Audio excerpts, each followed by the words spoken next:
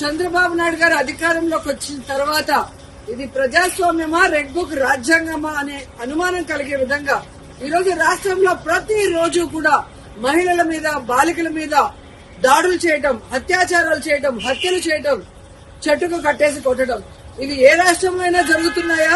ఒక్క ఆంధ్రప్రదేశ్ లోనే జరుగుతుంది అంటే ఇక్కడ చంద్రబాబు నాయుడు గారు గాని, పవన్ కళ్యాణ్ గారు కానివ్వండి, అలాగే హోంమంత్రి అనిత గారు గాని ఎలా నిర్లక్ష్యంగా వ్యవహరిస్తున్నారు, ఎలా మహిళల రక్షణని గాలికి వదిలేస్తారో అందరికీ అర్థమవుతుంది. మాటలు మాత్రం ఇంత చెప్తారు. అధికారంలోకి వచ్చేప్పుడు ఏం చెప్పారండి? చంద్రబాబు నాయుడు అంటారు, ఎవరైనా ఆడపిల్లల జోలికి వస్తే అదే వాళ్ళకి చివరి రోజు అవుతుంది అన్నారు. మరి మీ సొంత నియోజకవర్గంలో భర్త అప్పు చేశాడని భార్యని చెట్టు కట్టేసి కొడుతుంటే మరి మీరు ఏం చర్యలు చేపట్టారు? ఎక్కడి నుంచి వీళ్ళకి ధైర్యం వచ్చిందని నేను అడుగుతున్నాను.